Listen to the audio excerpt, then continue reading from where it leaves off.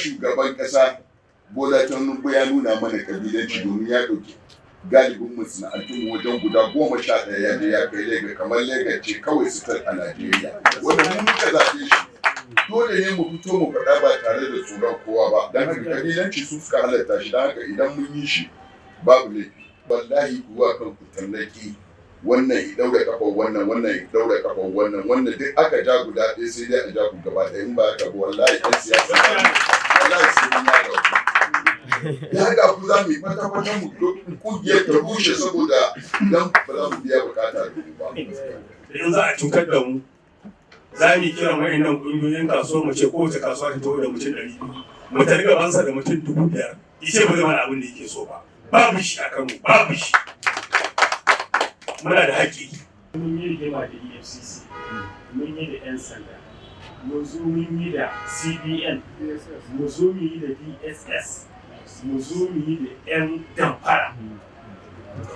Haka wani ke ta fama wanda ragowar mutanen gari wanda kullum suke tsine wanda suke muka da dala mun kai kaza kaya su kai tsani. Yau idan aka ce dala ta kai 1,180, ina tabbatar maka da cewa wanda izo zai siyan cewa zai yi ai an ce ta kai 1,600 da kyar za ku daidaita da shi a da 80 ka ga naira kenan ita za ka ci. In kuma shi ya zo zai siya ya dinga Allah ya isa musiyata sun kara mata su haka za ka yi ta gani muna cikin wahala yanzu da muka Komanda, magana ta gaskiya kasuwanni sai dai ina lillahi wa inna ilaihi raji'un. More especially ni kasuwa ina jin a Kano ba kasuwar da take cikin garari biye da tawa. Mafiya yawa a nan kuɗaɗe suke sulalewa da yawa, kuma duk wani ƙalubale da ka sani na harkokin kasuwanci ya fi matsala a wajen mu akan kowace kasuwa. Mu duk wata kasuwa za ka ga tana da shekilu da bai kusa mutum a kashi ɗaya ko biyu ba, amma wajen kashi 5 ne a gaba. Sai mun yi rigima da EFCC, mun yi da 'yan sanda, mun zo mun yi da CBN, mun zo mun yi da DSS, mun zo mun yi da 'yan damfara. Haka wani ke ta fama wanda ragowar mutanen gari wanda kullum suke tsine wanda suke muka da dala mun kai kaza kaya su kai tsada. Saboda haka ƙalubalen kasuwar 'yan canji ta fi kowace kasuwa wa. Saboda haka mu lokacin da na yi shugabanci na yi ya ƙoƙari na Allah sani, na yi ya ƙoƙari na wajen shiga rediyo talabijin ba dare ba rana sai in yi hira da gidan rediyo su 5 a rana ɗaya. Saboda kawai duniya da manufa jama'a su fahimce kuma alhamdulillah an fara fahimta. Kaya in ya tsada an san ba laifin ko bane, dalilin bukata ne na jama'a su suke bukatuwa da kaya. In ko bukatar su ta yawa to dole kaya ya tsada. Sai zamanto masu kuɗi suna gefe guda suna samun riba, mu kuma mu ake bari da zagi, mu ake bari da tsinewa da shawararsu. Duk wanda yake da kuɗi in ya ji dala ta fara tashi sai fito da kuɗi sai ce kai aje a sayi ko ta kama. Shi kuma ɗan canji har kullum nake so fahimtar da jama'a, ɗan canji shi iyakaci ba al'adar sai tun daga lokacin iyayenmu 1980 har zuwa yau ribar ɗan canji tana nan a ribar sarrafa kuɗi na mutane. Abin da nake so mutane su gane shi ne idan ana sai da dala a kan naira 1,582 to wannan naira din ita ce kaɗin canji. Kama 582 nan to fa ne dala ne. A hausance zan iya cewa kenan haɗewar abubuwa na baraban abubuwa saboda da akwai ma'aikatan gwamnati a cikin akwai 'yan kasuwa. 'Yan kasuwa akwai wanda suke nan ɓangaren 'yan kifi, akwai wanda suke ɓangaren masu da apple da inibi da sauransu dai.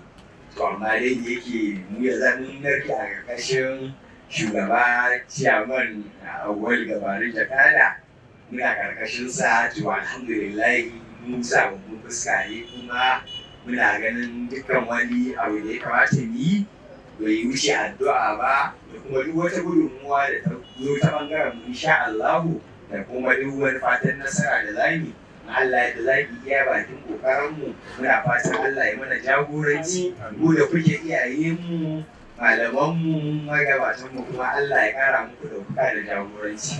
To muna fatan a yanzu insha Allahu duk wannan damammaki da aka karɓe mana muna fatan su dawo hannunmu da izinin Allah. Da wannan jagoranci muna fatan Alhaji Abdulmajid ɗan Bulki Komanda za a yi iya yi wannan kambun da yake nema ya kwace daga hannunmu a ga cewa an dawo mana da shi. Kaji kukan da kowace kasuwa take wasu kan kasuwa ta kantin kwari a kullum talaka ake ta fitarwa daga ciki ta karfin su an zo an cinye mu iri-iri sana'ar ta koma hannun baki dan canin da yake yau kaya a garinsu yake da tallafin gwamnatin tarayya kuma ya zo bayan ya kawo kayan ma ya ba ku sayar shi ke kasa kayan ya sayar ya za a siya a hannun ku wajibi sai mun farka babu wani mutum da in za a cutar da mu za mu yi kiran wa'annan ƙungiyoyin kasuwa mu ce kowace kasuwa ta taho da mutum 200 mu ta riga bansa da mutum 5,000 yace ba zai mana abin da yake so ba babu shi a Kano babu shi muna da haƙƙi da ake bayarwa ƙasashen duniya na taimako na hususan garukan da ba manyan garuka wani wasu na ta ma su ma da su da suwaye abin ba zuwa nan gurin akwai kuɗi kyauta a daga central bank kyauta ne ba bashi ba amma da birma ake bawa yan kundu ya marar yarbawa a ba jiya wani alƙali mana tasbihi a taron da muka yi ya ce laifin ku ne kun je kun nema kuna da ilimin neman kuna nufin kuna zaune a kawo muku sai kun je kun nema sannan sai a ba ku ɗaro miliyan 100 ka taho ka zuba kaya a store ɗinka da waye kayan nan ciniki ya karye ya isuwa ko kayan ya karye kayan yana hannunka asara ta waye haka ce kuma tashi asara miliyan 30 ɗinka za ta zarke amma idan ka bar kayan a hannun CBN ba a waya house ɗinsu asara ba ta ka bace ne to wajibi ne wannan ilimin mun ji alƙali dole mu haɗu da ku mu zo a tabbatar da ɗan kasuwa wannan ilimin da sakamakon lokacin sallah inda mana fatan alhairi da gudunmawar da ake bayarwa a duk taron da aka yi mai girma komanda kasuwa 85 ce muka ɗinke ta wuri ɗaya muke magana da yaro ɗaya saboda Allah subhanahu wa ta'ala ya gaya mana wa tasbihu bihamdillahi jami'an wa la tafarraqu mun yi imani wannan haɗuwar da muka yi za mu kai ga gaci za mu ceci Kano da 'yan kasuwar jihar Kano ko mana alfahari da samun irin ku a cikinmu saboda muna buƙatar tallafi na yara na immigration na custom din na mi kana yi Allah ya saka wa dan wanka da mazo general da kuke haɗuwa da shi duk abin da kuke yi ake haɗuwa da shi a je a yi kuma ina da yabawa ko ka ce dan mulki yana rigima da wancan to in ka tsaya tsayi kana kula da social media sai ka gan shi da wancan din har so yake iji mai dan mulki zai ce ya kungiya ni ka san na yi kungiya Buhari na Togo Church sannan kuma na zo ina cikin Arewa Media Forum Organization kungiya a bace mai wahala saboda za ka ga cewa mutuwar da ta fara burin ƙasa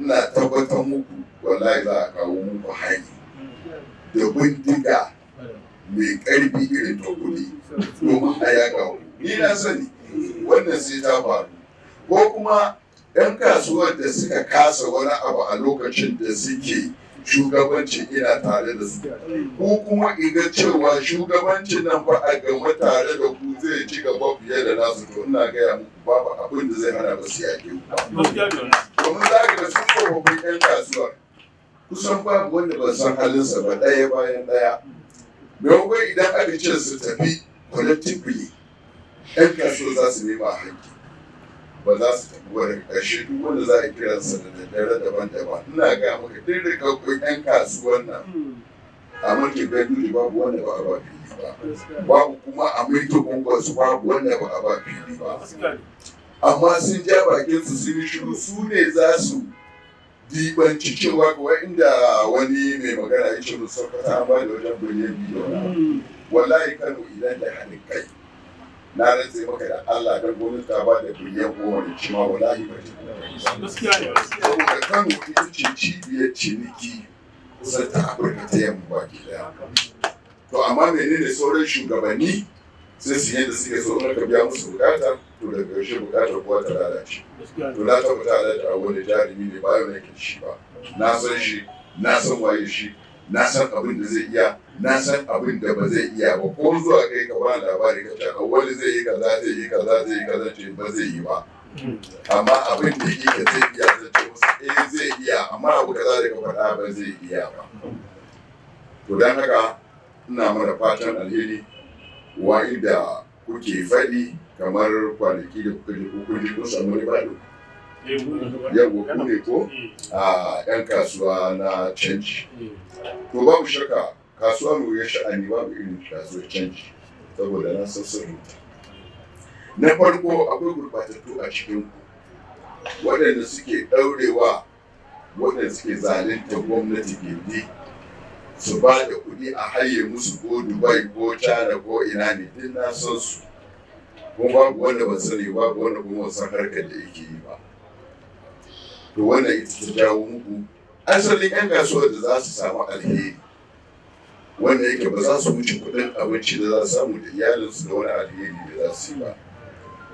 To amma idan abu ya tashi a ƙasar nan su jami'an tsaro suna ji na ko kuma za su ji labarin wannan magana da na yi. Akwai rashin jajircewa a tare da ku. Ba wani jami'in tsaro kowane ne duk ƙarfinsa daga DSS, police, soja, immigration wane ne. Ina kallo na yi gaskiya ka zo ka ce wai za ka tada hankali na. Ba wani jami'in tsaro da isa ita da hankali na. Na farko gogagge ne ni, sannan da shekaru na, sannan ba na jin tsoron ka kama ni, ba na jin tsoron ka kai ni kurkuku in dai da gaskiya ta ne. Sauran mutane da suke wannan canjin ba su da gaskiya su suke goga muku, su kuma idan suka zo saboda kuma kuna da tsoro. Su jami'an tsaro da zara a ce an kama wani shi kenan kowa sai ya shiga hankalinsa. Maimakon an kama wani to ba mu yadda ba sai an sako shi. Ga dalili in mai laifi ne ku shirya laifi ne shi kenan an koita shi. Bai da laifi wannan bai da laifi kuma sai an sake shi. Ku tafi kowanne wajen jami'in tsaro ne kowane ne zai saurare ku. Ba ma rashin haɗin kan duk shi yake kawo wannan. Don haka ina tabbatar muku wa'inda ka magana kun je riba yanzu da mutum ɗin da muke shi na buga wajen su uku ina jin yana bana domin in sa speaker phone ma in ce to ga kukan ga abin da aka yi amma ba sai uku wallahi ana buga musu da shi tana rigi amma kuma bai samu daga ba na san kuma yana da aiki da yawa gaske. Don haka ni ina so in gaya muku ni kai na kan mutum wallahi na yadda ina cikin uba a cikin wannan abin da za a ci a da wurin ne wuce gaba wallahi ba na ta ba ko alheri ko rashin alheri ba na kawo rashin alheri da ke kawo wani na san shi duk akan magana ba za a da wanda ba zai bata lokacin sa ba kuma jarumin gaske ne. Kuma duk da haka yan kasuwa kuna da karancin samu ku hira da yan jaridu da sauransu domin a gane su wane ne ku su wane ne mutu. Yanzu duniya ta koma global village tana hannu. Ba za a ji kuna ihu ba sai kun fara rubuce-rubuce a jaridu tukunna. Har yanzu investment ake so a yi. To dole sai ka fara shan ruwa tukunna a cikin ka goshi sannan ka iya jawo na rijiya. Kowanne irin harkar business sai ka fara sa kuɗin ka sannan kafin riba ta fito. Ya kamata ku san wannan. Media is very important. Media ita ce ta kawo gwamnatin Barack Obama ta kada Republican saboda media. Kuma za a ga ɗan takaru za a ga da media suke kuka da sauransu. Ya kamata ku san wannan. Alhaji Awwalu kai a matsayin ka na ciyaman dole ne ku ringa motsi kuna hira press conference da yan jaridu. Na san inda za su caje mu 'yan siyasa ba za su caje ku haka ba. Amma lalle ku ringa motsawa kuma ku tabbatar kanku daya. Ku tabbatar kan wasu su wada mu 'yan siyasa saboda watan yaudara irin tamu. Mu 'yan siyasa cikin kashi 10 wallahi kashi 9 mu mai yaudara ne. Za su zo su yi muku daɗin baki na banza ko suna son kura ku so suna wani abu. Su zo su yi amfani da ƙungiyar taku su ci gajiyar ƙungiyar taku. Ku kuma kuna can kuna bacci ba ku san abin da aka yi saboda akwai dabaru kala-kala ga 'yan siyasa. To da haka ina fatan lalle wannan karatu ku san shi. Kar ku yadda 'yan siyasa su zo su firgita ku. Duk ɗan siyasa da izo kuna su ne. Duk ɗan siyasa da izo kuna su ne kar ku yadda ku takin site ga dukkan wani ɗan siyasa ko ina da gwamnati ko bai da gwamnati domin mara gwamnatin gobe zai iya zama mai gwamnati idan kai takin site ka nuna masa rashin kauna idan ya hau gwamnatin ba zai kula da kai ba duk abin da kake da niyya ga shi abin kirki ne amma wanda ba zai taimake ko zai ce ai bayan kalubalantar kasu